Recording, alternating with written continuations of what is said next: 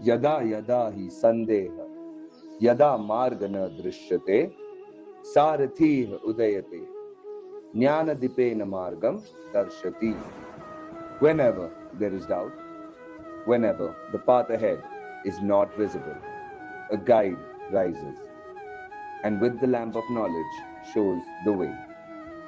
In Sanskrit, the word Artha means wealth, purpose, or meaning, and the word Sarathi means the one who guides or the one who navigates.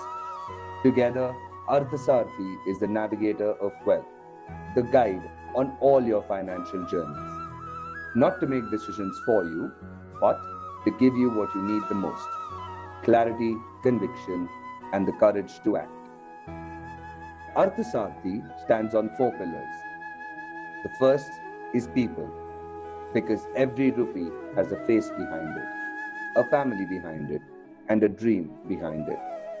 The next is progress, because wealth built with purpose moves nations, not just portfolios. Our third pillar is prosperity, because real prosperity is not just what you accumulate, it is what you build and what you leave behind. And finally, our fourth pillar is purpose, because at the end of every investment journey, the question is never how much. The question is always why.